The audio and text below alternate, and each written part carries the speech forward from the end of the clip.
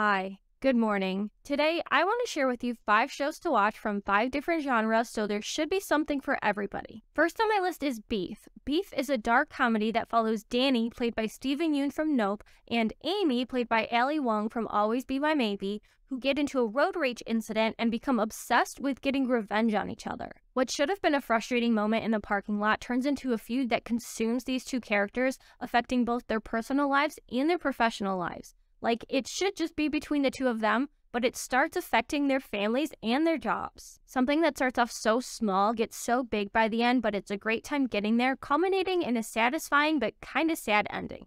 It has a little bit of psychological thriller to it, with drama and dark comedy mixed in, making it really easy to binge with all 10 episodes currently available on Netflix. Next on my list is Up Here.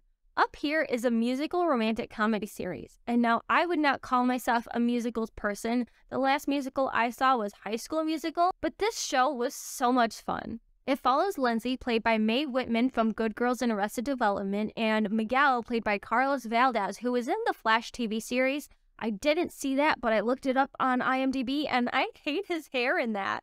Why is it like that? The pair meet in New York City in 1999, and in typical rom-com fashion, they meet, and then they connect, and they have a misunderstanding, and they push each other away, and then they come back together, and it's a whole thing. And the whole time, they're both dealing with these voices in their heads that, stem from people in their lives that are constantly reminding them of all their fears and insecurities. I really love this show. I've watched it 5 times already, and I've been listening to all the songs on YouTube for, weeks now. The show is fun and quirky and heartfelt, and the lead actors work so well together. And there's some 90s nostalgia thrown in there, and the songs are so good and fun. You could watch the whole thing in an afternoon since it's only 8 episodes, currently available on Hulu. Next up is The Night Agent. The Night Agent, which is totally different from The Recruit, is an action thriller series. It follows Peter Sutherland, a low-level FBI agent who gets stuck monitoring an emergency line in the basement of the White House on the night shift. It's a super boring job waiting for the phone to ring, which never happens until one night it does, and he gets pulled into this conspiracy involving a mole in the government and a threat to national security. The show is pretty fast-paced, so you never get bored. You're taken on a suspenseful ride along with Peter as he tries to uncover the truth before it's too late. Oh, and Peter is played by Gabriel Basso, who I've never heard of, but he's really good in the role. So if you're in the mood for an action-y show with twists and turns and doubt about who can be trusted, there are 10 episodes of The Night Agent waiting for you on Netflix. The next show I want to recommend is Tiny Beautiful Things. First of all, this show stars Kathryn Hahn from WandaVision and Knives Out, and Sarah Pidgeon from The Wild, which should be enough to sell you on it because that's enough for me.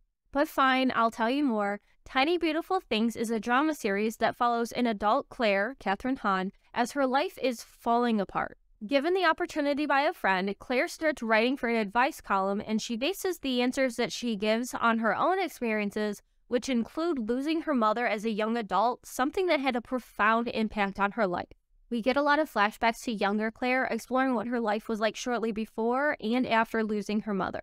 The show is really emotional as it deals with grief and loss and love and forgiveness, but it does balance that drama with a little bit of comedy and ends up being a really touching watch. This show is actually based on a collection of essays from Cheryl Strayed, who wrote the memoir Wild. You know, the movie with Reese Witherspoon where she goes on a super long hike. And so this show explores what her life could have been like if she didn't go on that hike and had given up on her writing career. If you're up for a good cry this evening, Tiny Beautiful Things is 8 episodes long, currently available on Hulu. Finally, the last show on this list is The Diplomat, which is also different from The Night Agent and The Recruit. The Diplomat is a political thriller that follows Kate Weiler, who becomes the new U.S. ambassador to the UK after an attack on their Navy ships causes an international crisis. As if that wasn't enough to navigate, she's accompanied by her husband, who is also an ambassador and has trouble taking a back seat. The show is pretty interesting and it's full of drama and suspense, but full disclosure, I turned it off 3 times in the first episode and a half because I just kept feeling like they were speaking a different language and I kept getting bored. But when I came back to it the 4th time and I just sat and watched it, I really liked it. I really got into it. I really liked Kate's character and the actress that plays her, and I do like the guy who played the husband, even though he wasn't old.